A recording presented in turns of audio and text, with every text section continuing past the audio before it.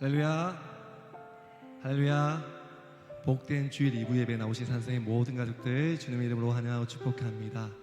세상에 많은 사람들은 쓰러지고 힘들 때 세상의 방법과 사람들을 의지하지만 우리는 그 힘들고 어려울 때 하나님을 의지합니다. 날 세우시는 그 하나님을 의지하며 주님을 찬양합시다.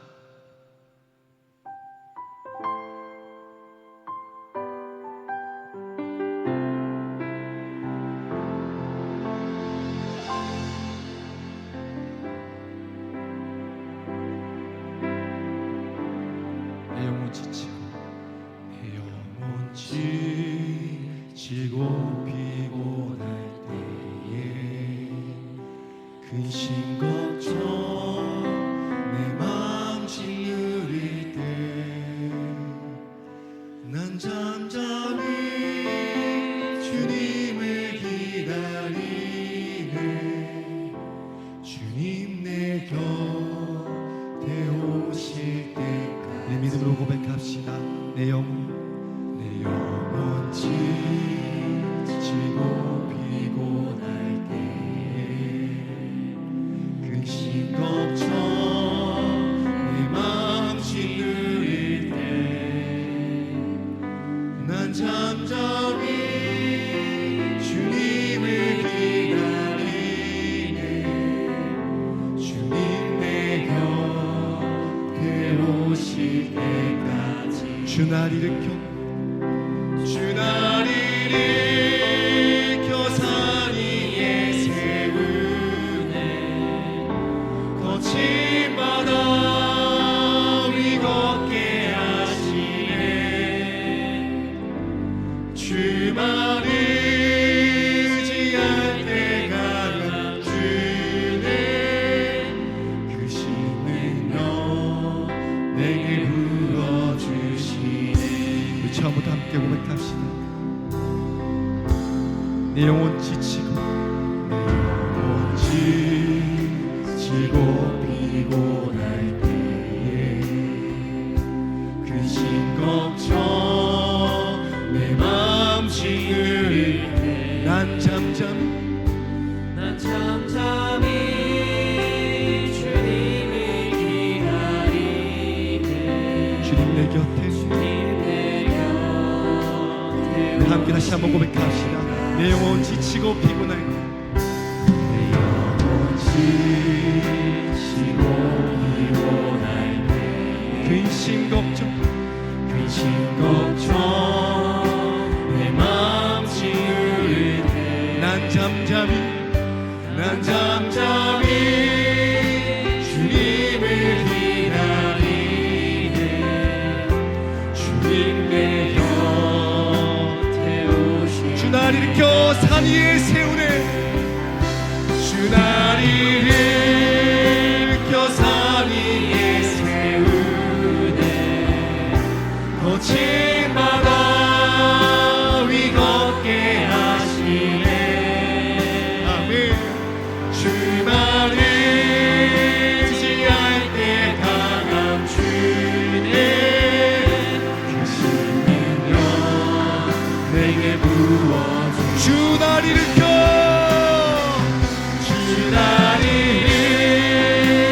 산 위에 세우네. 거친 바다 위 걷게 하시네. 주만 의지할 때 강한 주네. 그 신능력 내게 부어주시네. 내 영혼 지치고 피곤할 때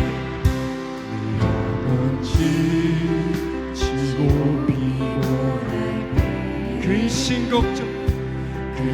걱정 내 마음 짓누릴 때 난 잠잠히 주님을 기다리네. 주님 내 곁에 오시네. 주 날 일으켜 산 위에 세우네. 주 날 일으켜 산 위에 세우네. 거친 바다 위 걷게 하시네. 주만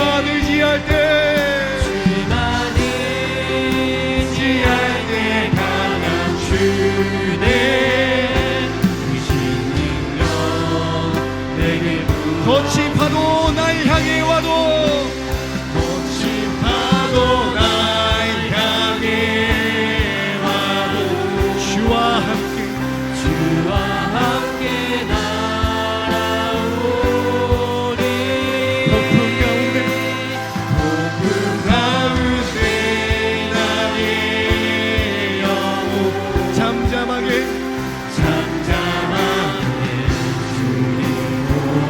거친 파도 날 향해 와도 거친 파도 날 향해 주와 함께 날아오르리 주와 함께 날아오르리 폭풍 가운데 나의 영혼 잠잠하게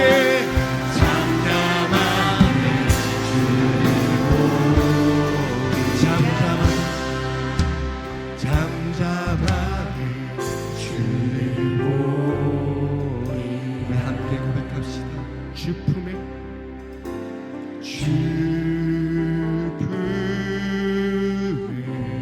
품으소서 주님 품으소서 능력의 팔로 덮으소서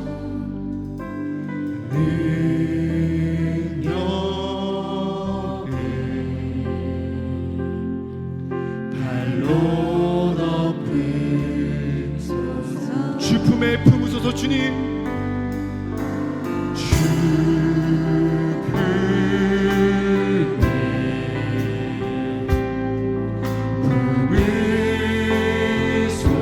품으소서 능력의 팔로 덮으소서 능력의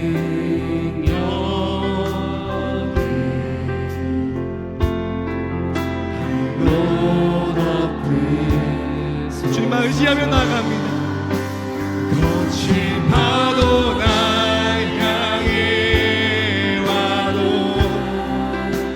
주와 함께 날아오리 폭풍 가운데 나의 영혼 잠잠하게 주고 거친 파도 날 향해 와도 거친 파도 날 향해 주와 함께 날아오리 주와 함께 날아오리 폭풍 가운데 나의 영혼 잠잠하게 주고 거친 파도 날 향해 와도 거친 파도 날 향해 와도 주와 함께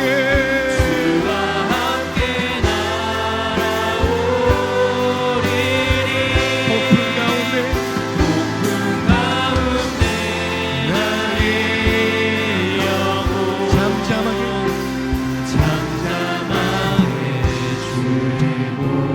잠잠하게 주를 보라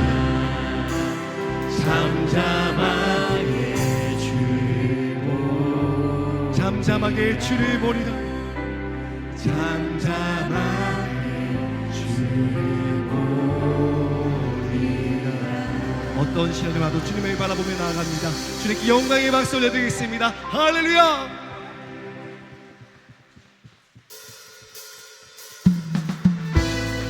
박수치며 주님을 찬양합시다 주의 친절한 팔에 안기어 주님께 찬양하며 나아갑시다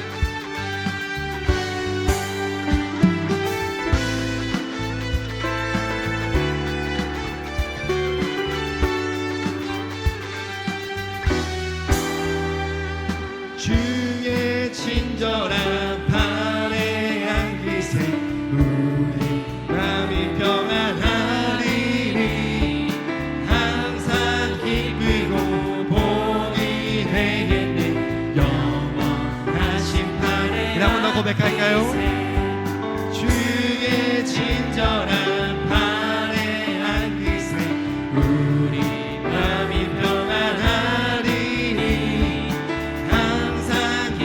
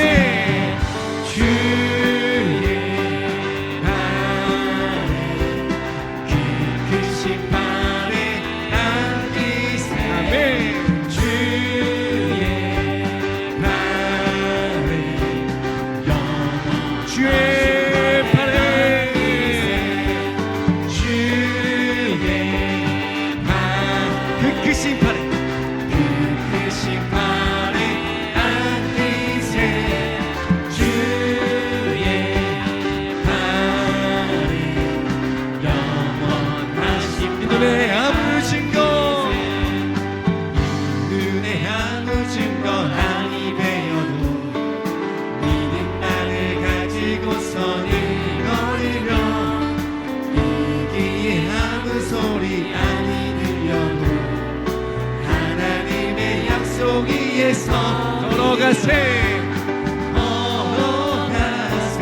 믿음 위에 서서 나가세 나가세 일심 버리고 걸어가세 믿음 위에 서서 눈 가기에 아무 증거 눈에 아무 증거 눈에 아무 증거 아니면 믿음만을 가지고서 믿음만을 가지고서는 걸으면 위에 아무 소리 아니 들려도 하나님의 약속 위에 서리 걸어가세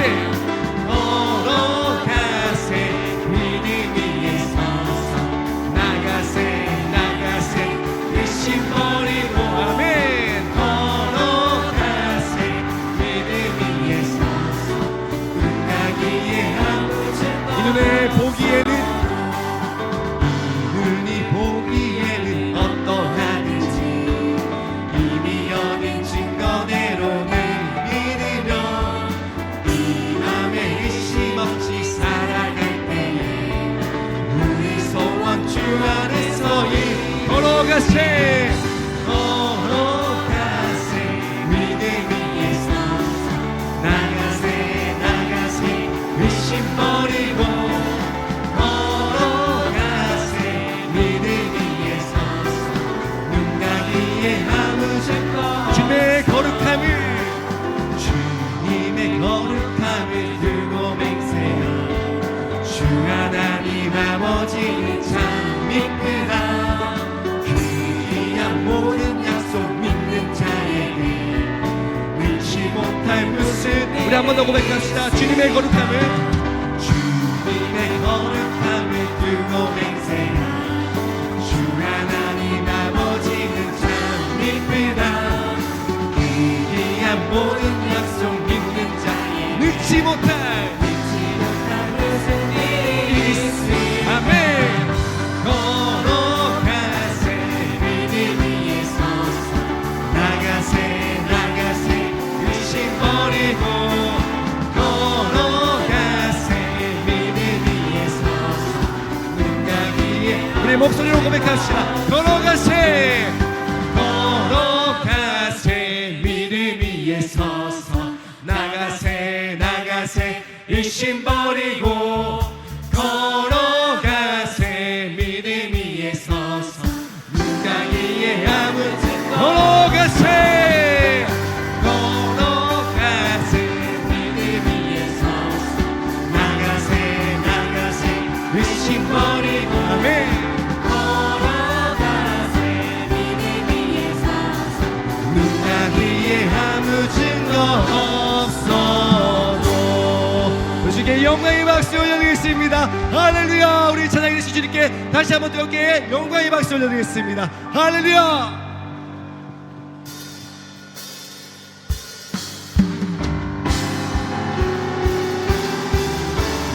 예수로 예수로 예수로 충만하네 난 예수로 예수로 예수로 충만하네 난 예수로 예수로 예수로 충만하네 영원한 왕 내 안에 사랑해 난 예수로 충만하네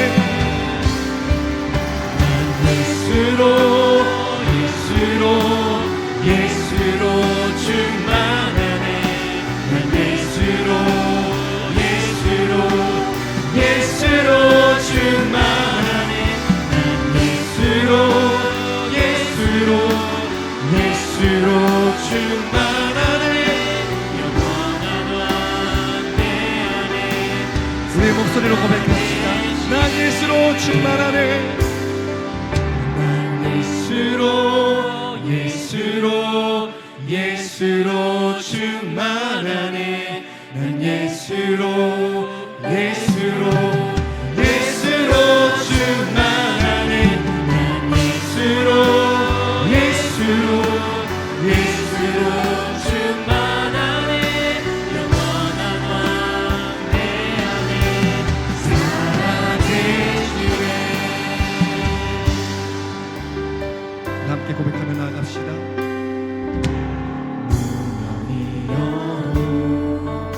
공허하지 않은 것은 예수 안에 난 만족함이 가난하여도 부족하지 않은 것은 예수 안에 오직 나는 부요함이라. 고난 중에도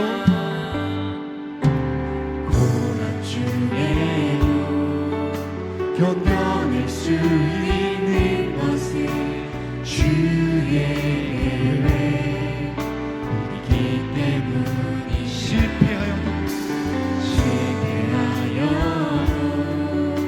일어설 수 있는 것은 예수 안에 오직 나는 승리한. 우리 주께 고백합시다. 난 예수로 충만하네. 예수로 충만하네. 난 예수로 충만하네. 난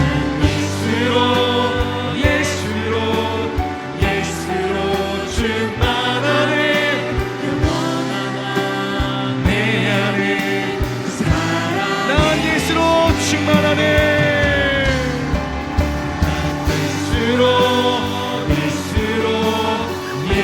세상 모든 것들로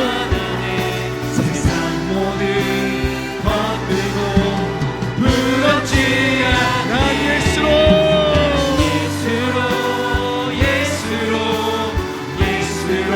충만하네. 영원한 왕 내 안에 살아. 난 예수로 충만하네.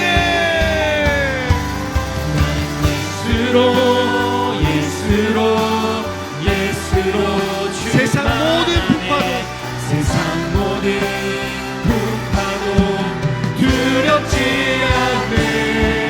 난 예수로 충만하네. 영원한 왕 내 안에 살아. 우리 목소리로 고백합시다. 난 예수로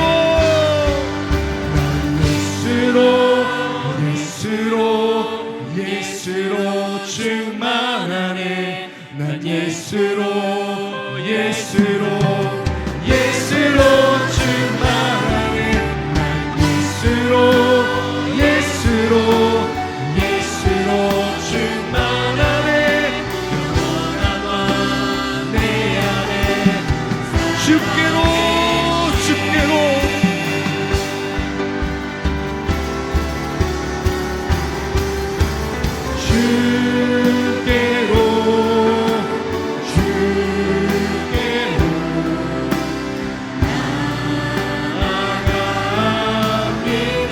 하나님 아버지,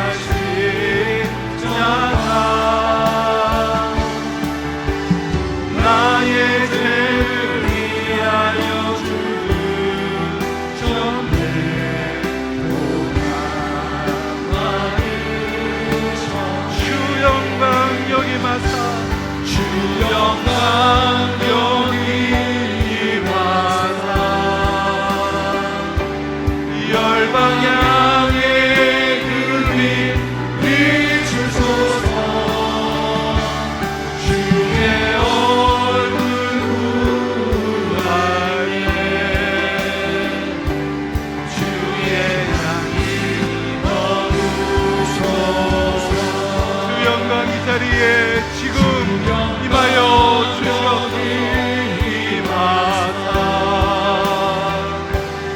열방향에 금이 비추소서.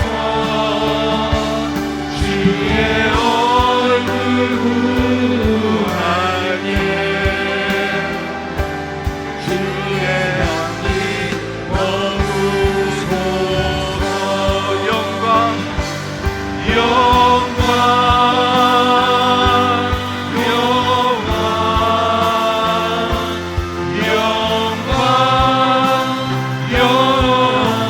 오직 하나님께만 영광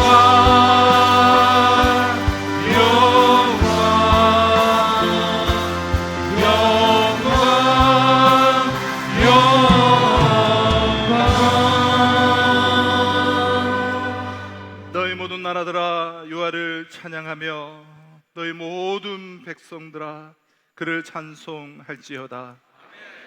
우리에게 향하신 여호와의 인자하심이 크시고 여호와의 진실하심이 영원함이로다. 아멘. 나는 전능하신 하나님 천지의 창조주를 믿습니다. 나는 그의 유일하신 아들 우리 주 예수 그리스도를 믿습니다. 그는 성령으로 잉태되어 동정녀 마리아에게서 나시고 본디오 빌라도에게 고난을 받아 십자가에 못 박혀 죽으시고 장사된 지 사흘 만에 죽은 자 가운데서 다시 살아나셨으며 하늘에 오르시어 전능하신 아버지 하나님 우편에 앉아 계시다가 거기로부터 살아있는 자와 죽은 자를 심판하러 오십니다. 나는 성령을 믿으며 거룩한 공교회와 성도의 교제와 죄를 용서받는 것과 몸의 부활과 영생을 믿습니다. 아멘.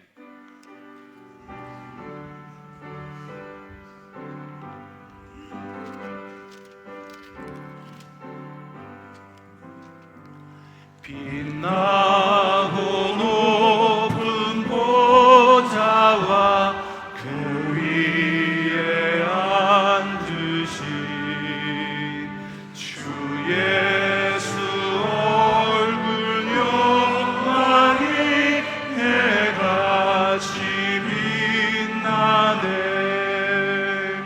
해같이 빛나네. 지극히 높은 위엄과 한없는 자비를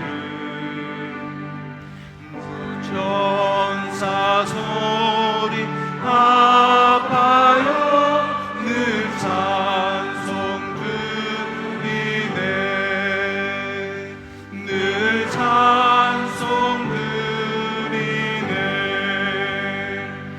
영죽을 나를 살리려 그 영광 떠나서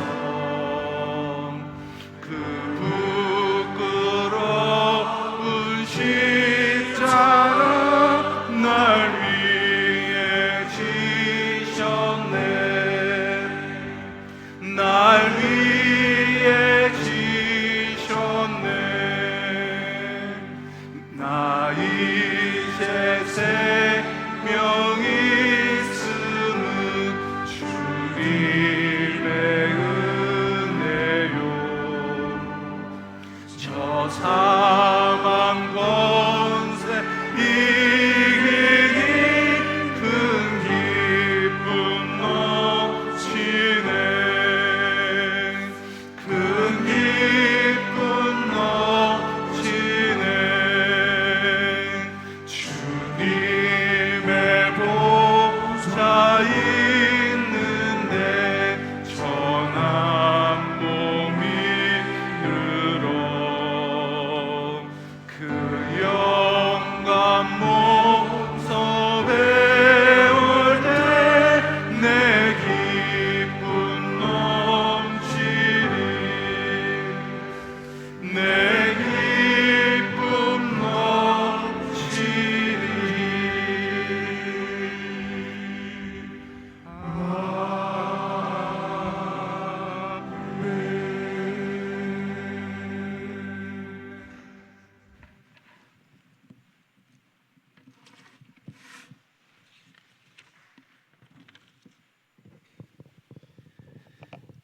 찬양과 경배를 받으시기에 합당하신 창조주 하나님 아버지 감사합니다.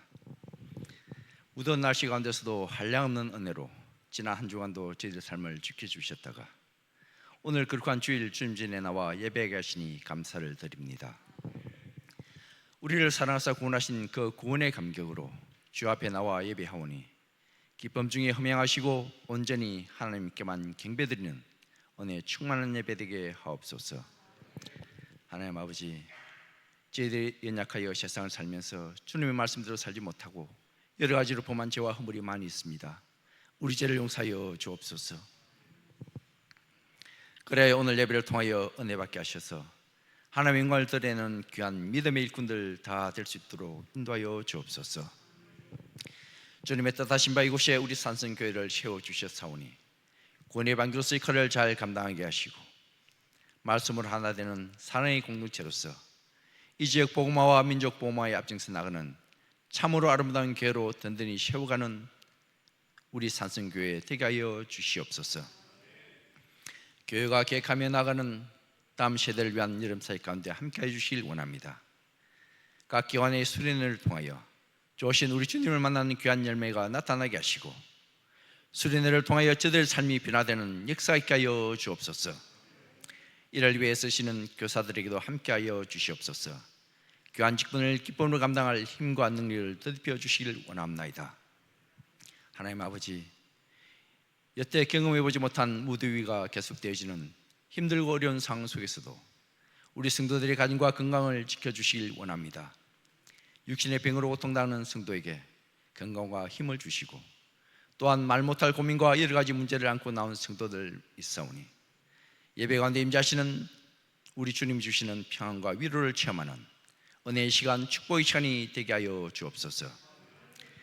찬양 가운데 가시는 하나님께 준비한 찬양으로 영광 올려드리는 할렐루야 찬양들을 축복하여 주시고 오늘 우리에게 생명의 말씀을 전하실 목사님 은혜의 장중에 붙들어 주옵소서.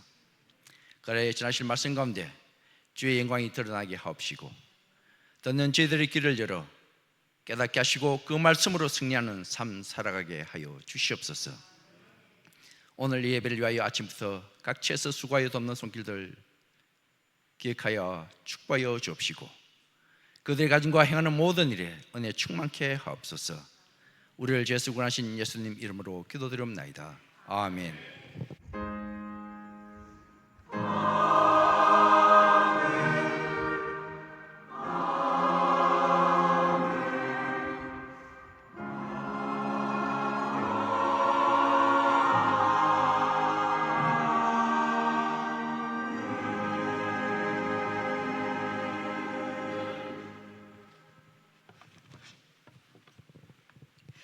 오늘 우리에게 주시는 하나님의 말씀은 사도행전 12장 5절에서 15절 말씀입니다.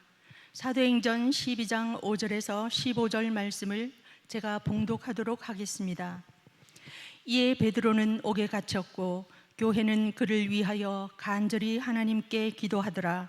헤롯이 잡아내려고 하는 그 전날 밤에 베드로가 두 군인들 틈에서 두 쇠사슬에 매여 누워 자는데 파수꾼들이 문 밖에서 옥을 지키더니 호련히 주의 사자가 나타나매 옥중에 광채가 빛나며 또 베드로의 옆구리를 쳐 깨워 이르되 급히 일어나라 하니 쇠사슬이 그 손에서 벗어지더라.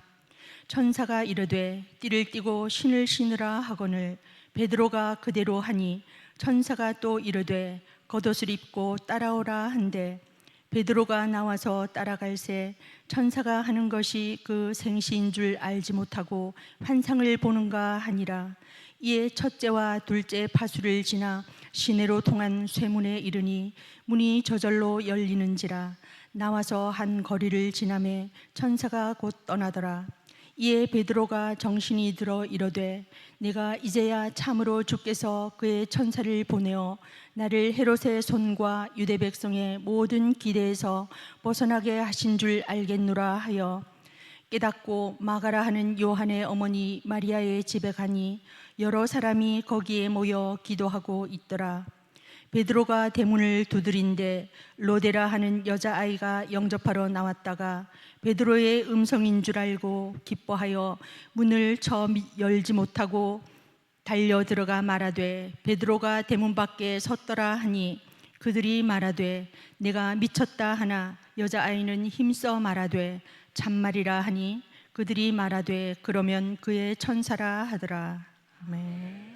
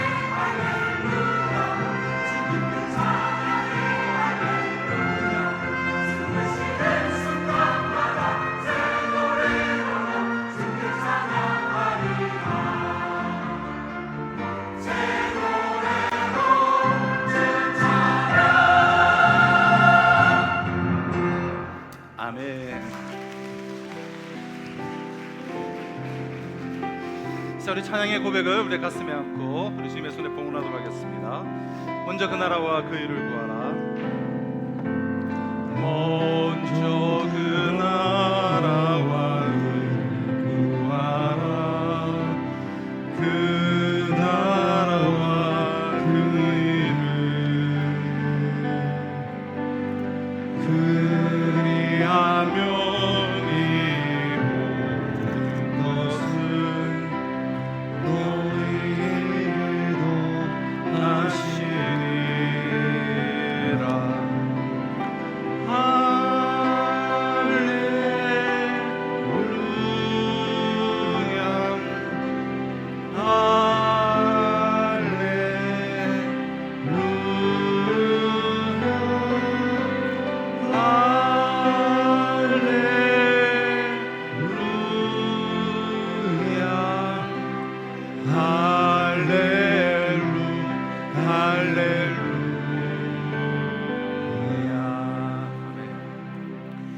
네, 주일 2부 예배 나오신 우리 모든 성도님들을 주님의 이름으로 환영하며 축복합니다.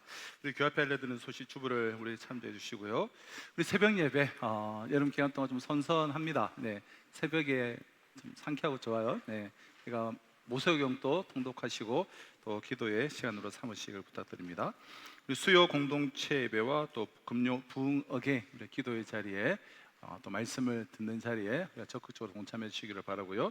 그리고 오늘 오후 예배는 우리 부산 축복교회를 담임하시는 우리 마기부 목사님, 제가 진작에 한번 모시려고 했는데 이제 여의치 않았는데 안식일을 맞아서 또 오늘 이렇게 우리 예배에 또 동참하여 주시고 함께하여 주셔서 우리 오후 예배 때도 그 말씀을 전해 주시겠습니다. 우리 새가족 모임 16기생 진행이 되고요. 다음 세대 성경학교 이번 주는 우리 영아부, 유치부, 그리고 그 다음 주에는 유년부, 초등부 여름 성경학교가 있습니다. 우리 선생님들 좀 수고가 많으시는데요. 지금부터 준비하느라고 아주 이제 열심히들 하여튼 계속 모이시고 하시는데 우리 이제 둘러봐 주시고 우리 선생님들 또 우리 그 성경학교 이제 우리 아이스크림이라도 또 우리 수박 한 통이라도 그렇게 좀 우리 관심을 가져주시고 기도해 주시고 돌아봐 주시면 감사하겠습니다. 우리 산성 찬양 플레이리스트라고 해서 이번 주 오늘 한 저녁쯤에 유튜브에 업로드 될까 생각되는데요. 이제 담임 목사가 추천하는 찬양 매달은 아마 올리기 힘들 것 같고 한 2달에 한 번 해서 그 찬양 우리가 듣고 많이 익히시고 그래서 우리가 마지막 찬양이나 우리 그 달에 우리가 이 찬양을 우리가 함께 찬양하며 또 곳곳에서 하나님께 올려드리는 그러한 시간이 되셨으면 좋겠고요. 이번 달에 우리 주품에 품으소서라는 찬양을 이렇게 업로드해서 이제 우리 함께 계속해서 이 찬양을 많이 부르시면 감사하겠습니다. 우리 차량, 교회 차량을 이용하실 때 교육자실에 교회 차량 관리 대장이 있습니다. 거기에 꼭 우리 기록을 해주시고 그렇게 이용을 부탁을 드립니다. 우리 주차장이 이제 아마 이번 주 주중에 이제 차단기가 내려가게 될 텐데요. 그래서 우리가 등록된 분들만 자동으로 이제 올라갑니다. 이제 등록하시 하는 분들은 등록하시고 또 우리 지역 우리 주민들에게도 오픈을 합니다. 그래서 교회 사무실에 오셔서 차량 번호만 등록을 해주시면 누구나 이용하실 수가 있습니다. 많이 이용을 해주시기 바라고요. 우리 이번 주 토요일에 우리 이동실 장로님, 김윤희 권사님 아들 우리 선민형제 결혼 예식이 이번 주 토요일 인천 송도에서 있습니다. 그래서 6시 반에 우리 교회 버스가 출발합니다. 아마 지금 신청이 좀 다 된 것 같은데요. 혹시 우리 또 동참하실 분들은 이동실 장로님에게 문의하시면 되겠습니다. 그리고 오늘 나가실 때 우리 조재건 집사님 어저께 결혼 예식이 있었는데요. 가정에 우리 기념비 세워주셨습니다. 축복하고 또 위로하고 우리 격려하는 시간들 되시기를 바랍니다.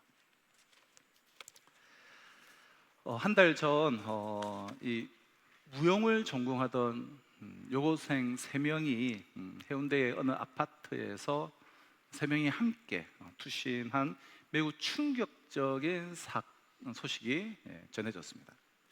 처음에는 이 비극이 그 치열한 그 입시 스트레스와 또 학업 부담에서 비롯되는 그런 개인적인 일로 여겨졌습니다. 하지만 최근 여러 조사를 통해서 드러나고 있는 사실은 이 사건이 단순히 어린 학생들의 문제로 치부될 수가 없는 우리 사회 교육 시스템의 깊고 매우 구조적인 그런 병폐임이 이제 드러나고 있는데요. 그러니까 사학재단의 그런 구조적인 문제, 그러니까 강사 채용 과정의 그런 비리, 그리고 학교와 학원 간의 커넥션, 이 레슨을 받고 학원을 다니는 것도 본인이 하고 싶은 대로 못 하는 거예요. 학교와 딱 결탁이 된 그런 학원에만 갈 수 있는 이런 학교와 학원 간의 커넥션, 그리고 교육 당국과 학교와의 그런 유착, 그러니까 학교와 학원, 학교와 교육 당국, 그리고 학교와 일부 학부모 사이의 위험한 그런 공생 관계, 즉 이런 카르텔의 문제라는 거예요. 즉 교육과 입시라는 이름 아래에 이러한 구조적 쇠사슬로 아이들을 묶어놓고 있었고, 또 이런 쇠사슬에 묶여있던 아이들은 그 구조적 쇠사슬의 희생자인 것입니다. 또한 지난 7월 20일에는 인천 송도의 한 아파트 단지에서 총기 사건이 일어났습니다. 그러니까 생일을 맞아서 아들 내외가 초대한 그 자리에서 60대의 아버지가 아들을 향해서 치밀하게 준비한 채 사제총으로 총을 쏘아서 그 아들을 죽인 사건입니다. 피의자인 조 씨는 범행 동기를 가족 간의 불화다라고 그렇게 짧게 밝혔는데요. 그러니까 프로파일러와 여러 전문가들은 피의자 본인의 그런 자괴감 그리고 열등감 등을 그 원인으로 지적을 하고 있습니다. 그러니까 유명 기업의 대표로 밝혀진 이혼한 전처죠. 그 피의자의 전처, 그리고 그 어머니의 회사 계열사를 맡아서 운영을 하고 있던 그런 아들. 그러니까 자신의 잘못으로 이혼을 했지만 이혼 후 전처는 사업이 잘 되고 또 아들과 전처의 관계는 너무 좋고 그 사이에서 자신을 무시한다라고 하는 열등감, 그리고 피해 의식, 그 자괴감으로 인해서 이러한 일을 저지른 것으로 지금 밝혀지고 있습니다. 그럼 전처에게 그 아들은 자신의 삶의 이유였다고 해요. 그렇지 않겠습니까? 그 이혼 후에 그 아들이 정말 자신의 삶의 이유인 것이죠. 아들은 전처에게 있어서 어떤 상징적인 그러한 인물이었던 거예요. 누구보다 이 일을 잘 알고 있는 이 피의자는 그러니까 전처를 향한 그 원망을, 그 열등감을 전처에게 가장 소중한 존재를 해하려 함을 통하여서 자신의 분노를 표출을 한 것입니다. 자신과 이혼 후 전처는 사업이 승승장구를 하고 아들과 어머니의 관계는 그 누구보다도 좋았고, 또 이들은 자신에게 상당한 배려를 했던 것으로 보여요. 하지만 그는 그 사이에서 그 피해 의식을 벗어날 수가 없었습니다. 전처는 피의자에게 자신의 명의의 집에서 그 피의자 조 씨를 살도록 배려를 하고, 아들은 아버지에게 최선을 다한 것으로 보이지만 그는 있는 그대로 받아들이지를 못하고 이 모든 것들이 자신을 무시하고 모욕하는 것으로 뒤틀려서 받아들인 것입니다. 그가 아내에 대한 그 열등감과 그 중호심을 뛰어넘어서 아내를 아내로, 아들을 그냥 아들 그대로 받아들였더라면 스스로 자신의 삶을 훼손하는 그런 안타까운 결과를 초래하지는 않았을 것입니다. 한마디로 이 피의자 조 씨는 일평생 스스로 아내에 대한 증오의 쇠사슬에 묶여서 살던 자기 희생자인 거예요. 최근 우리가 사는 이 세상에서 일어난 극단적인 두 사례이지만, 여러분, 따지고 보면 모든 인간은 타인에 의해서든 아니면 더 많은 경우에 자기 스스로이든 자기라는 이러한 감옥에 갇혀 온갖 모양의 자기 쇠사슬에 매여서 사는 존재들이에요. 어떤 사람은 방금 말씀드린 이 조모 씨처럼 자기 증오의 쇠사슬에, 또 어떤 사람은 자기 그 종욕의 쇠사슬을, 또 어떤 사람은 그 자기 욕망이나 자기 편견이나 자기 이념의 쇠사슬에 매여서 살고 있습니다. 겉으로는 자유인인 것처럼 보이지만 사실은 자유인이 아닌 것이죠. 이념만 하더라도 오늘날 이 이념의 쇠사슬에 매여서 사는 사람들이 얼마나 많습니까? 스스로 자신을 그냥 그 쇠사슬에 매여두는 거예요. 오늘날 이 나라에서 일어나고 있는 수많은 일들 다 그런 원인이잖아요. 스스로 그 쇠사슬에 매여서 스스로 자신의 삶을 감옥으로 만들어버린 것이죠. 자, 그런 의미에서 오늘 본문은 우리에게 매우 중요한 메시지를 우리에게 던져주고 있는데요. 자, 6절 한번 보실까요? 헤롯이 잡아내려고 하는 그 전날 밤에 베드로가 두 군인 틈에서 두 쇠사슬에 매여 누워 자는데 파수꾼들이 문 밖에서 옥을 지키더니. 자, 헤롯이 이 베드로를 참수형에 처하기 전날 밤 베드로는 두 군사 틈에 양손이 쇠사슬에 매인 채 그렇게 감옥에 갇혀 있었습니다. 자, 베드로와 우리 사이에 차이가 있다면, 우리는 이 자기라는 감옥 속에서 보이지 않는 자기라는 쇠사슬에 묶여 있는 반면, 베드로는 벽돌로 이렇게 지어진 감옥 속에서 눈에 보이는, 명확하게 보이는 쇠사슬에 묶여 있었습니다. 또 우리는 나 스스로 자기라는 감옥과 쇠사슬에 갇혀 있지만, 베드로는 헤롯에 의해서 투옥되어 쇠사슬에 묶여 있었습니다. 자, 그런데 그럼 7절 한번 보실까요? 자, 7절 3반절입니다. 호련히 주의 사자가 나타나매 옥중에 광채가 빈다며. 주님의 사자가 베드로가 갇혀 있는 감옥에 나타났습니다. 드디어 베드로를 향한 주님의 그런 구원의 이 역사가 이제 시작이 된 거예요. 자, 그 첫 번째 현상이 무엇입니까? 그 첫 번째 현상은 베드로가 갇혀 있는 감옥 안에 광채가 빛나는 거예요. 자, 우리말 광채로 번역된 헬라어는 이 푸오스라는 단어인데요. 여기서 지금 푸오스라는 단어가 쓰여졌는데, 신약 성경이 예수 그리스도를 빛이라고 하지 않았습니까? 예수 그리스도는 빛이시다 할 때 그 빛이 바로 푸오스라는 단어예요. 즉 주님께서 베드로가 갇힌 감옥에 지금 빛으로 임하신 거예요. 단순히 천사들, 사자들만 보내신 것이 아니라 우리 주님께서 빛으로서 베드로가 갇힌 감옥에 지금 임재하신 거예요. 자, 이어지는 7절 하반절을 계속해서 보면 또 베드로의 옆구리를 쳐 깨워 이르되 급히 일어나라 하니 쇠사슬이 그 손에서 벗어지더라. 주님의 빛이 이 감옥을 환히 밝히는 가운데 주님의 사자가 깊이 잠든 이 상황에도 깊이 잠든 베드로, 어떤 상황에서도 이 평정심을 다 유지하고 있는 것이죠. 아무튼 주님의 사자가 깊이 잠든 베드로를 깨우기 위해 베드로의 옆구리를 내리침과 동시에 베드로의 이 양손에 묶여 있던 쇠사슬이 벗어졌습니다. 그 쇠사슬은 헤롯이 베드로를 죽이기 위해 동원한 죽음의 쇠사슬이었어요. 그 죽음의 쇠사슬이 그 주님의 그 빛 속에서 저절로 벗어진 거예요. 그뿐만이 아니죠.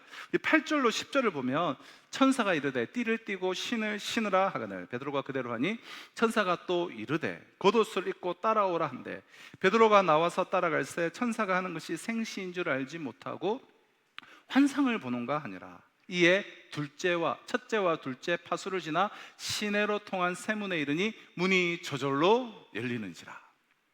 자, 이 쇠사슬뿐만 아니라 베드로가 갇혀있던 감방의 문도 저절로 열렸습니다. 감방 안에 2명 좌우에, 그리고 감방 밖에 2명, 총 4명의 군사가 베드로 한 사람을 여러분 지키고 있었지만 우리가 구절을 보면 그 누구도 베드로가 띠를 띠고 8절이죠. 베드로가 띠를 띠고 또 신을 신고 또 겉옷까지 입고 감방문을 나서는 것을 전혀 인식하지를 못했습니다. 베드로가 주님의 사자를 따라서 첫째 파수, 즉 첫째 이 초소와 또 둘째 초소를 지날 때도 그 누구도 그 무엇에 재지도 없었습니다. 마침내 시내로 통하는 육중한 이 쇠문인 감옥 정문, 이 정문에 다다르자 정문마저 쇠문에 이르니 문이 저절로 열리는지라. 정문마저 저절로 열려버렸습니다. 베드로가 갇혀있던 이 감옥 역시 헤롯 왕이 베드로를 죽이기 위해 가둔 죽음의 가독이었어요. 쇠사슬은 죽음을 위한 쇠사슬이었고 감옥 역시 베드로를 죽이기 위해서 가둔 죽음의 감옥이었습니다. 그러나 주님의 이 빛 앞에서는 베드로의 이 양손을 묶고 있던 죽음의 쇠사슬은 말할 것도 없고 죽음의 감방문, 죽음의 그 초소들, 죽음의 감옥 정문마저 저절로 모두 열렸습니다. 그 모든 일들이 주님의 빛 가운데서 벌어진 일이에요. 주님의 빛 아래에서 일어난 일이라는 거예요. 자, 그렇다면 우리는 여러분 본문 속에 이 베드로와 이 베드로를 투옥시킨 헤롯 왕, 이 두 사람을 우리가 한번 비교해서 생각할 필요가 있는데요. 베드로가 갇혀있던 곳은 어디입니까? 로마 그 감옥은 땅속 깊은 지하에 있어요. 베드로가 갇혀있던 곳은 땅속 깊은 감옥 속 감방이었습니다. 2000년 전 한밤중의 감옥이라면 필요한 곳에만 이렇게 횃불이 커져 있을 뿐 죄수가 갇힌 감방 속은 암흑천지였을 거예요.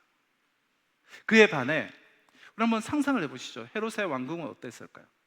헤롯의 왕궁은 한밤중에도 곳곳에 횃불을 밝히면서 매우 휘황찬란했을 거예요. 그러나 주님의 빛은 베드로가 갇힌 흑암 속에 감옥으로 임했습니다. 흑암이었던 감옥이 주님의 빛으로 가득한 반면에 그 휘황찬란한 헤롯의 왕궁은 그 빛 앞에서는 도리어 흑암 천지였을 뿐이에요. 주님의 빛이 이 베드로가 갇힌 감옥의 임함과 동시에 베드로를 묶고 있던 그 죽음의 쇠사슬, 죽음의 초소, 죽음의 쇠문, 죽음의 정문, 감옥 정문이 모두 저절로 벗어지고 저절로 활짝 열렸습니다. 하지만 헤롯은 그 화려한 왕궁 속에서 자기라는 쇠사슬에 그는 묶여 있었습니다. 그 욕망의 쇠사슬, 그 권력에 대한 쇠사슬, 정욕의 쇠사슬, 증오의 쇠사슬, 이 기독교인들을 없애야 된다는 그 편견의 쇠사슬, 뭐 등등 온갖 쇠사슬에 그는 묶여 있었습니다. 한마디로 자기라는 감옥 속에서 매일 죽어가는 죽음의 쇠사슬에 묶여 있는 것입니다. 자, 그러고 보면 정말 이 휘황찬란한 헤롯의 왕궁 자체가 사실은 그를 가두고 있는 거대한 감옥인 것이죠. 우리는 스스로 나만의 편견이라는 쇠사슬, 증오라는 쇠사슬을 가지고 이념이라는 쇠사슬로 나 스스로를, 이 삶을 감옥으로 만들 때가 얼마나 많습니까? 헤롯이 투옥시킨 베드로는 주님의 빛 속에서 자유인이 되었습니다. 그러나 정작 베드로를 구속시켰던 이 헤롯 자신은 뭐 자유인처럼 보이지만, 모든 결정권을 가진 자유인처럼 보이지만 전혀 그는 자유인이 아니었어요. 이 땅에서 우리 주님께서 공생애를 시작하실 때 주님께서 안식일에 해당에 딱 찾아서 가장 먼저 첫 번째 읽은 말씀이 무엇인지 아십니까? 이사야서 61장 1절 2절 말씀이에요. 주 여호와의 영이 내게 내리셨으니 이는 여호와께서 내게 기름을 부으사 가난한 자에게 아름다운 소식을 전하게 하려 하심이라. 나를 보내사 마음이 상한 자를 고치며 포로된 자에게 자유를, 갇힌 자에게 노임을 선포하며 여호와의 은혜의 해와 우리 하나님의 보복의 날을 선포하여 모든 슬픈 자를 위로하되. 주님께서 왜 이 땅에 오셨는가, 자신이 왜 이 땅에 오셨는지 이 땅에 오신 그 이유를 밝혀주는 이 구절을 통해서 주님께서는 포로된 자에게 자유를, 갇힌 자에게 노임을 주시기 위해서 오셨음을 분명하게 밝히셨습니다. 여기서 여러분, 포로가 누구일까요? 이 전전 중에 패배하고 적국에 이 포로로 사로잡힌 사람만을 의미할까요? 갇힌 사람은 또 누구겠습니까? 그럼 감옥에 갇힌 사람들만을 뜻하겠습니까? 그럼 주님께서는 적국의 포로로 잡혀간 사람이나 감옥에 갇혀 있는 사람만의 구원자가 되시기 위해서 오신 것은 아니죠. 주님께서는 그들을 포함하여 우리 모두의 구원자로 오셨습니다. 즉 죄와 사망의 포로로 살아가는 우리, 자기라는 감옥에 갇혀서 온갖 종류의 그러한 쇠사슬에 매여 있는 우리 모두를 자유하게 하시기 위해서 우리 주님께서 오신 것입니다. 그럼 태초에 온 땅은 공허하고 흑암 가운데, 무질서 가운데, 혼돈 가운데 있었습니다. 이것을 우리가 히브리어로 카오스라고 해요. 카오스, 혼돈과 무질서. 한마디로 온통 세상은 카오스의 상태였어요. 그래서 하나님께서 그 혼돈과 흑암과 무질서의 가운데 빛이 있으라 말씀하시니 빛이 있었고, 하나님의 그 빛 속에서 카오스의 세상은 코스모스가 되었죠. 코스모스는 히브리어로 질서, 조화를 뜻하는데요, 그래서 우리가 우주를 또한 코스모스라 부르기로 하죠. 카오스의 세상이 코스모스, 즉 질서와 조화의 세상이 되었습니다. 이 세상이 하나님의 그 빛 속에서 혼돈의 감옥과 무질서의 쇠사슬에서 벗어나서 질서와 조화를 이루게 된 거예요. 하나님의 빛은 생명의 빛이기 때문에. 또한 이사야 선지자는 이사야서 9장에서 이 땅에 오신 이제 성자 예수 그리스도에 대해서는 이렇게 예언했어요. 전에 고통받던 자들에게는 흑암이 없으리로다. 옛적에는 여호와께서 스불론 땅과 납달리 땅이 멸시를 당하게 하셨더니 후에는 해변길과 요단 저쪽 이방의 갈릴리를 영화롭게 하셨느니라. 흑암에 행하던 백성이 큰 빛을 보고 사망의 그늘진 땅에 거주하던 자에게 빛이 비추도다. 태초에 하나님의 그러한 빛뿐만 아니라 이 땅에 오셨던 성자 예수님 역시 빛이시라는 거예요. 혼돈과 무질서로 인한 그 흑암의 쇠사슬을 끊는 진리의 빛이요, 죄로 인한 사망의 감옥을 깨트리는 생명의 빛이시라는 거예요. 이것이 주님께서 요한복음 8장 12절을 통해서 이렇게 말씀하신 이유예요. 나는 세상의 빛이니 나를 따르는 자는 어둠에 다니지 아니하고 생명의 빛을 얻으리라. 그럼 누구든지 정말 주님을 주인으로 모시면 이 죄와 사망의 이 감옥과 혼돈과 무질서로 인한 흑암의 쇠사슬에서 좀 벗어날 수 있습니다. 주님께서는 진리의 빛이시요 또한 생명의 빛이시기 때문에. 그럼 바울을 한번 생각해 보시죠. 바울은 본래 진리를 짓밟고 주님을 대적하고 교회를 망가뜨리려고 했던 어둠의 자식이었지 않습니까? 자기라는 그런 감옥에 갇혀서 자기 신념의 그 쇠사슬, 그 유대교라는 그 자기 신념의 쇠사슬에 꽁꽁 묶여있던 사람이었어요. 그 바울에게 주님께서 진리와 생명의 빛으로 그 바울에게 임하셨고, 그 빛 속에서 바울은 자기 감옥과 자기 쇠사슬에서 벗어나서 진리를 쫓는 진정한 자유인으로 그는 살 수 있게 되었습니다. 세상의 빛, 이 세상의 빛은 우리의 이 외적인 상태를 알게 해줄 뿐이에요. 오직 진리요 생명이신 주님의 빛만 우리의 이 내적 상태, 우리의 내면의 상태를 비춰줍니다. 단지 그냥 비추어줄 뿐만 아니라 혼돈과 무질서, 그리고 죄와 어둠으로 가득 찬 우리의 마음을 치유하여서 우리로 하여금 이 자기라는 죽음의 그런 감옥과 쇠사슬에서 벗어나게 해주는 것이죠. 그렇게 세상의 이 빛 속에서만 살아가는 사람들은 사실은 흑암 속에서 자기 감옥에 갇힌 사람일 뿐이에요. 자기가 만든 쇠사슬에 매여 있는 사람일 뿐이에요. 그럼 가장 큰 불행이 무엇인 줄 아십니까? 가장 큰 불행은 이 주님의 이 빛을 알지 못하는 사람들은 죄와 사망으로 인한 그 흑암 속에서 자기라는 감옥과 그 쇠사슬에 갇혀 있으면서도 자신을 자유인이라고 착각을 한다는 거예요. 그런 사람들은 정말 살아있는 것처럼 보이지만 좀 죽은 사람과 다를 바가 없는 거예요. 사랑하는 성도 여러분, 이혼한 그 아내에 대한 증오의 감옥과 또 원망과 분노의 쇠사슬에 갇혀서 스스로 자신은 물론이요, 자신의 아들과 온 가족의 삶을 파괴한 이 피의자 조 씨가 그저 남의 이야기가 아니지 않습니까? 야망의 감옥과 그 성공의 쇠사슬에 스스로를 묶고 또한 자녀들을 묶어 놓음으로 다 너희를 위하는 것이다라고 말은 하지만 그 손으로 그 꿈 많던 어린 여고생들을 죽음으로 내몰았던 이들 역시 그저 다른 사람의 이야기는 아니지 않습니까? 정욕의 감옥과 음란의 쇠사슬에 묶여서 자기 손으로 자기의 가정을 무너뜨리는 이들이 오늘날 얼마나 많습니까? 그리고 희양찬란한 그 왕궁에서 정말 천하를 호령하는 자유인처럼 보이지만 실은 흑암 속에서 자기라는 그런 감옥과 쇠사슬에 묶여서 죽음의 삶을 살던 이 헤롯이 바로 우리 자신이지 않습니까?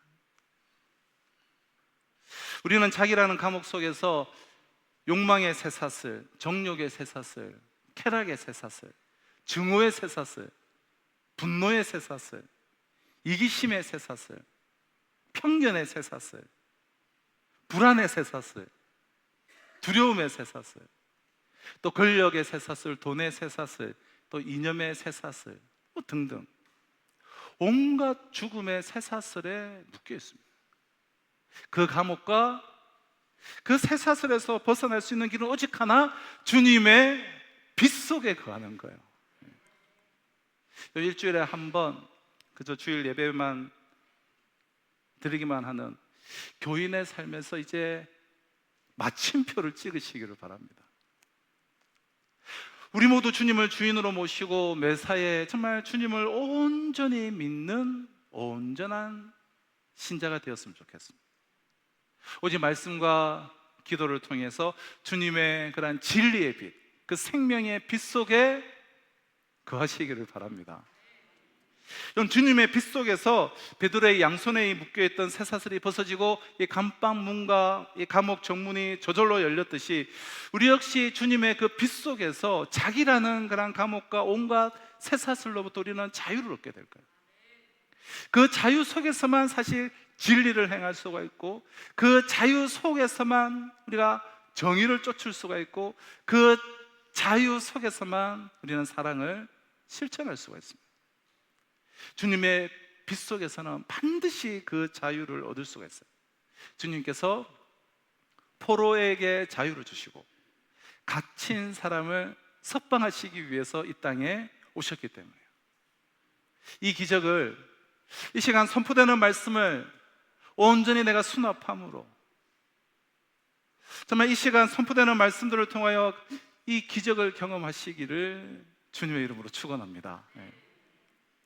자, 이어서 오늘 본문을 통해서 한 가지만 더 생각해 볼 주제는, 전혀 연결이 안 되는 생뚱맞은 이야기 아니냐 싶을지도 모르는데요, 하나 더 생각해 보기로 하는 주제는 사랑방이에요. 사랑방. 그럼 감옥에 갇혀서 이 쇠사슬에 묶인 채 사형 집행을 기다리고 있던 베드로의 모든 쇠사슬이 벗어지고 자유케 된 이 놀라운 기적의 역사가 일어나게 된 그 진원지, 그 진원지에 대해서도 오늘 본문으로 말씀을 하고 있는데요, 이 기적 사건의 진원지는 바로 마가 요한의 집이었다라고 말씀하고 있어요. 그럼 초대교회는 대부분 집에서 모였어요. 집에서 모이고 있었고, 마가 요한의 집 또한 그랬어요. 우리로 말하면 이제 사랑방이죠. 마가 요한의 집은 예루살렘 교회의 일부였어요. 물론 예루살렘 교회는 성전도 있었습니다.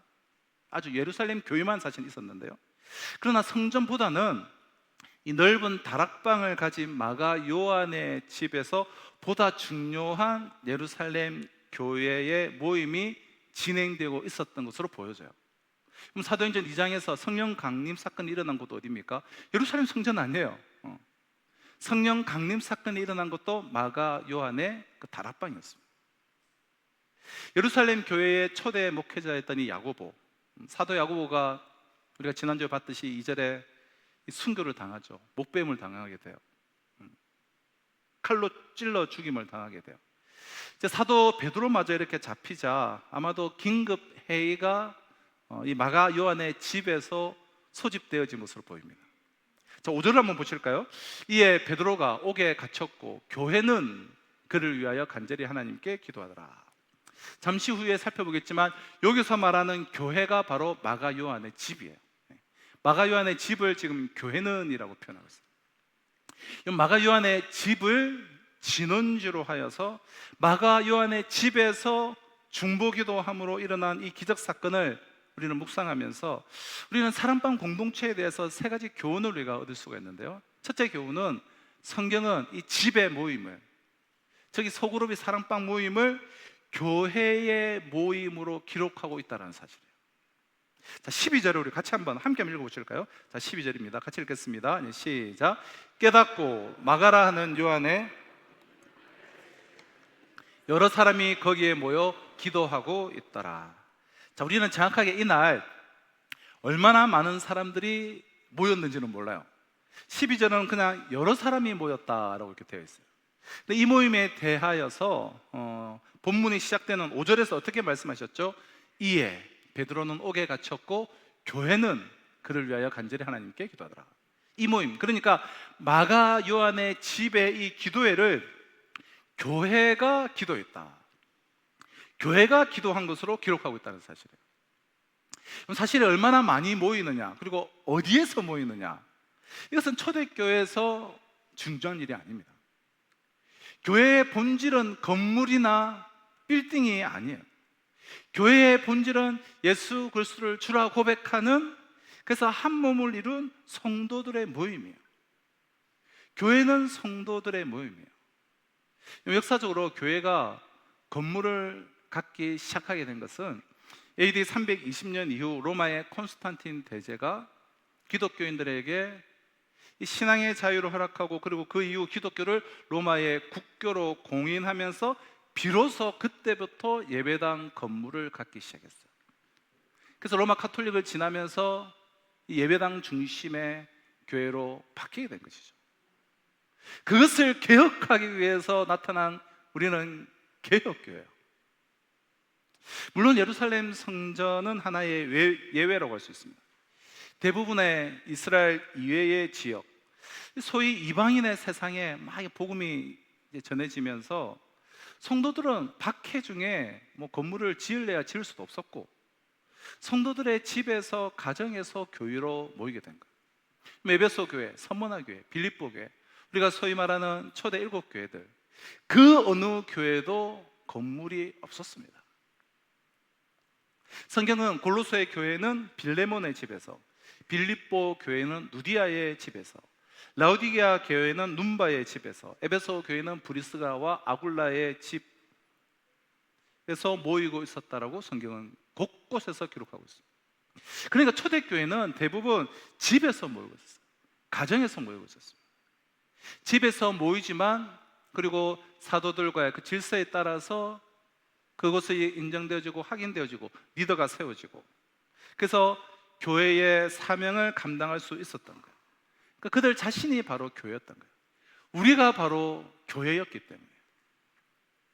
한번 우리 설교 시간에 이런 거 잘 안 하지만 한번 선포를 한번 해보실까요? 저를 따라서 우리가 하면 여러분은 우리가 남이가 하지 말고, 제가 우리가 하면 우리가 하면 우리는 교회다, 이렇게 하는 거예요. 제가 우리가 하면 교회다라고 하시는 거예요.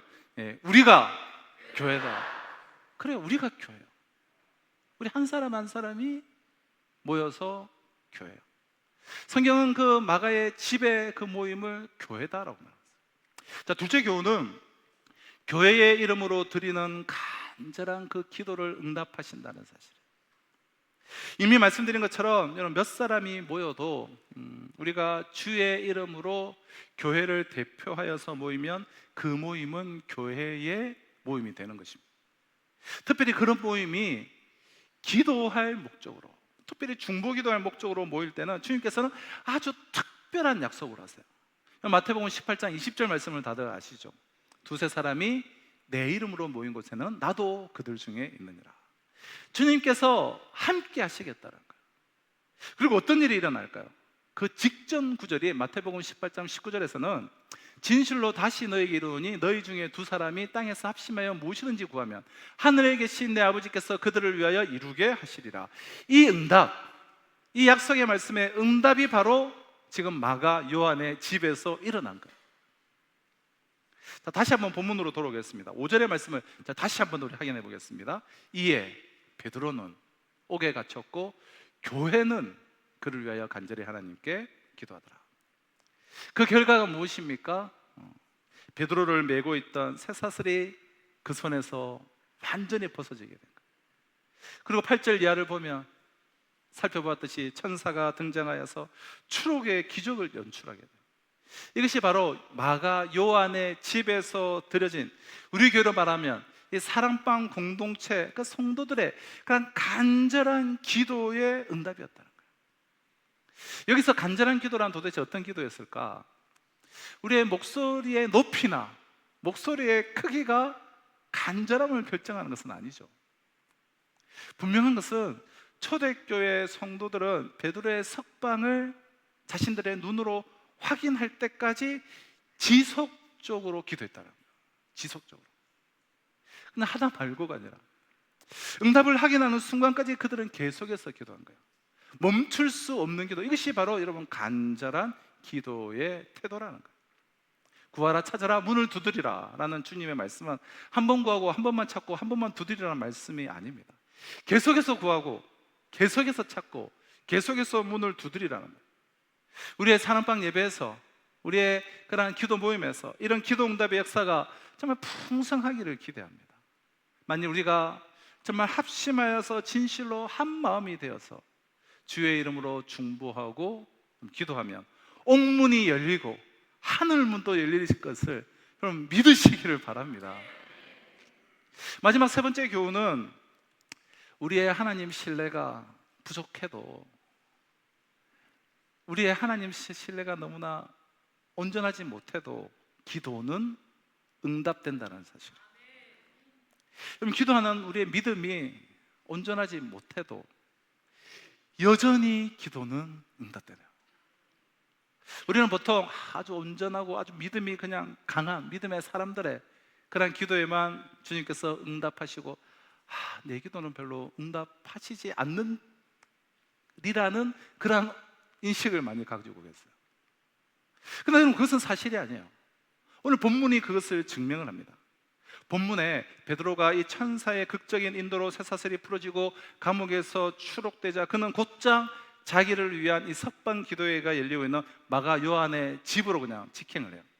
13절에 보면 베드로가 그 집의 문을 두드리죠. 그때 로데라는 여자아이가 베드로의 음성을 확인하고 깜짝 놀라서 문을 열어주지 않고 집으로 뛰쳐 들어가서 기도회에 참석한 성도들에게 알리게 돼요. 그때 그들의 반응이 무엇입니까? 15절이에요. 그들이 말하되 내가 미쳤다 하나, 여자애는 힘써 말하되 참말입니다 하니, 그들이 말하되 그러면 그의 천사라.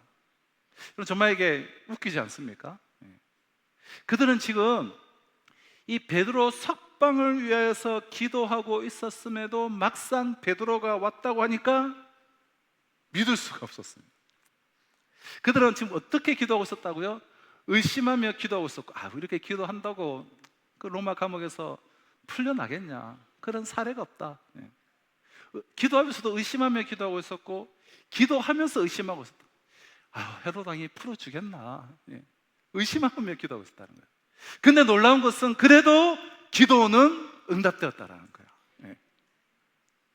우리의 기도가 응답되기 위하여서 반드시 막 크고 위대한 믿음이 필요한 것은 아니에요. 우리 주님은 마태복음 17장 20절에서 뭐라고 말씀하셨어요?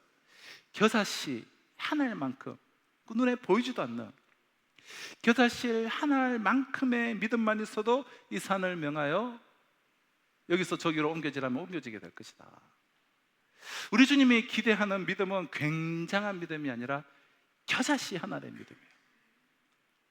사실 이 말씀은 이제 간질병 들린 그 소년을 고치지 못하던 제자들에게 주님께서 주신 말씀인데요, 그때 이 소년의 아버지, 제자들도 고치지 못하고 막 애가 타는 거예요. 그래서 솔직하게 주님 앞에 엎드려서 어떻게 웃었습니까? 자기도 믿음이 없었어요. 마가복음 9장 24절을 보면 곧 그 아이의 아버지가 소리질러 이르되 내가 믿나이다, 나의 믿음 없는 것을 도와주소서 하더라. 그리고 그 아비의 기도를 주님은 마침내 응답하셨습니다. 주님은 우리에게 크고 막 절대적인 어떤 믿음을 요구하시는 것이 아니에요. 우리의 믿음은 많은 경우에 의심이 섞인 불완전한 것이지만 그런 기도조차도 우리 주님께서는 외면하지 않으신다는 거예요. 그럼 유다서 22절을 보면 어떤 의심하는 자들을 긍휼히 여기라. 그럼 그래요, 하나님은 의심하는 자도 긍휼히 여겨주십니다.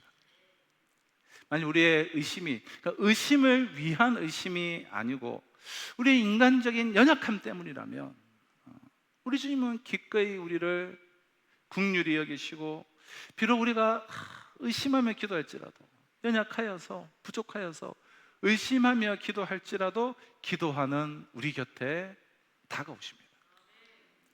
인간적인 연약함으로 인해서 우리에게 부족함이 있지만 의심 속에서도 이 기도의 끈을 놓지 않는 이들에게 주님은 다가와서 당신의 전능하신 손을 펼쳐주시는 것이죠. 이것이 마가 요한의 집에서 기도하던 성도들도 경험한 하나님의 자비요 긍휼하심이었습니다. 그들은 비록 의심 가운데 기도하고 있었지만 그러나 그들은 그 기도의 끈을 놓지 않았어요. 사랑하는 성도 여러분, 교회는 건물이 아닙니다. 교회는 예수 그리스도를 주라 고백하는 성도들의 모임이에요. 그럼 초대교회로, 우리가 초대교회로 교회의 이 본질을 우리가 회복하기 위해서는 사랑방 공동체가 좀 잘 세워져야 돼요.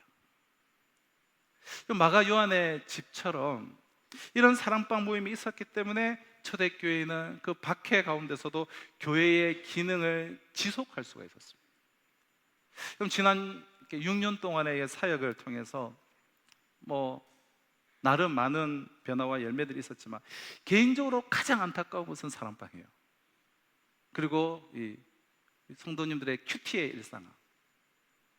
제가 꿈꾸고 기대한 만큼 세워지지 않은 것이 바로 이 사랑방인데요. 이 마가 요한의 이 집처럼 정말 생명력 있는 이 살아있는 사랑방이 우리 교회 곳곳에 정말 귀한 목자님들을 통해서 좀 곳곳에 세워졌으면 좋겠어요. 그래서 그 사랑방들을 통해서 그 기적의 역사들이 불일 듯이 일어나기를 바랍니다.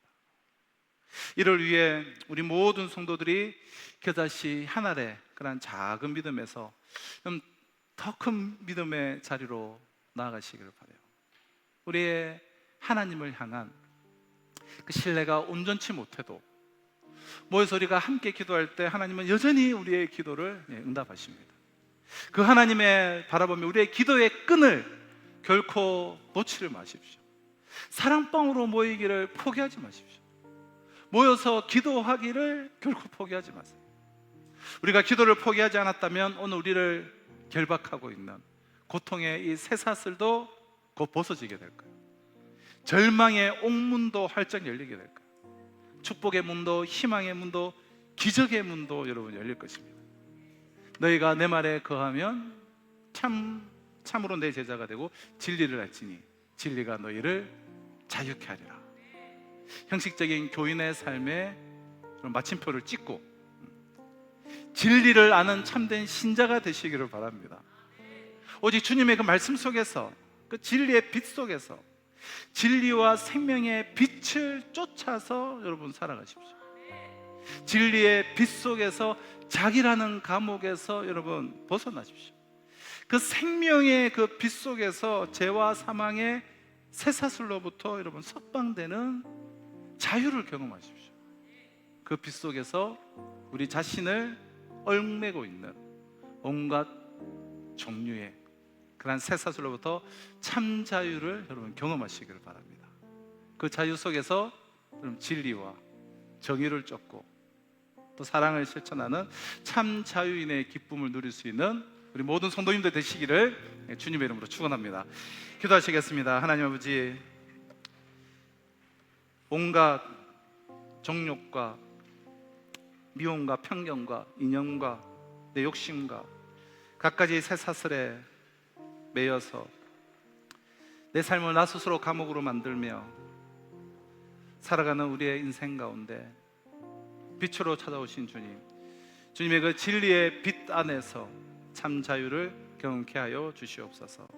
특별히 우리에게 교회를 허락하시고 또한 사랑방을 허락하셨는데 교회의 본질을 더욱더 우리 교회가 추구하게 하시고 교회의 본질을 더 추구하며 진짜 교회가 무엇인가, 교회의 본질의 모습을 우리가 사랑방을 통해서 경험함으로 진정한 자유케 되는 복음의 역사가 우리 산성교회 곳곳에서 불을 듯이 일어날 수 있도록 은혜 위에 은혜를 내려 주시옵소서. 예수님의 이름으로 기도합나이다. 아멘. 이 시간 우리 주신 약속의 말씀을 가슴에 새기며 우리 마지막 찬양 찬양하겠습니다. 내가 누려왔던 모든 것들이, 내가 누려왔던 모든 것들이, 내가 지나왔던 모든 시간이, 내가 걸어왔던 모든 순간이 당연한 것 아니라 은혜였소. 내가 하나님의 자녀로 살며 오늘 찬양하고 예배하는 복음을 전할 수 있는 축복이 당연한 것 아니라 은혜였소. 모든 것이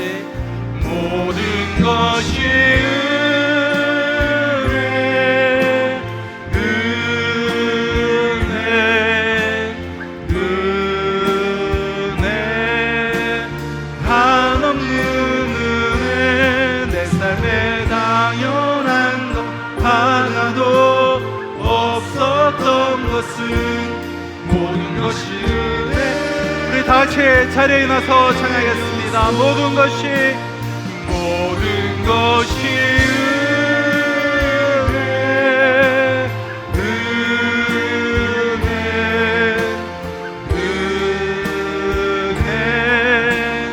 한없는 은혜, 내 삶에 당연한 것 하나도 없었던 것을 모든 것이 은혜였소.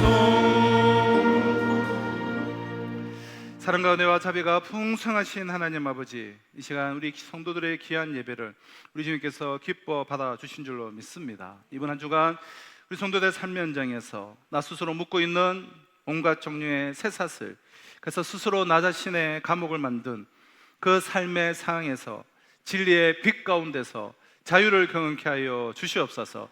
참 자유인으로 살아가며 내 삶을 거룩한 산제사로 올려드리는 진정한 예배자의 삶이 될 수 있도록 주여 축복하여 주시옵소서. 이 시간 귀한 예물 주님의 손에 봉헌하는 우리 성도들의 손길을 기억하여 주셔서 하나님의 나라와 그의 영광을 위해서 기회 쓰임 받게 하여 주시고, 우리 성도들의 생업과 직장과 사업과 삶의 전 영역 가운데 하나님의 그런 풍성함을 공급하여 주셔서 이 시대의 복의 근원, 축복의 통로들로 쓰임 받게 하여 주시옵소서. 연약함 가운데 있는 성도들 회복에서 충만함으로 나아갈 수 있도록 은혜 내려 주시옵소서. 오늘도 열방을 품고 나가는 선교사님들과 이 지역 사회에 우리 모든 교회들 가운데도 갑절의 은혜를 내려주시고, 특별히 휴가철을 맞이해서 또 출타 중인 우리 성도들, 그들의 삶의 현장에서 주님을 바라보며 주님께서 동행하여 주시고 함께해 주시는 은혜 가운데 거할 수 있도록 역사하여 주시옵기를 간절히 바라고 소원하며, 지금 우리 주 예수 그리스도의 은혜와 하나님의 사랑과 성령의 역사 교통하심이 쇠사슬로부터 풀려나 자유케 되는 그 놀라운 하나님의 기적의 역사를 함께 한 마음으로 교회로 모여서 하나님의 위대한 역사를 경험하며 참 자유인으로 이 시대를 살아가기를 소망하는 우리 성도들과 이번 한 주간의 삶 가운데 지금으로부터 영원토록 항상 함께 있을지어다. 아멘.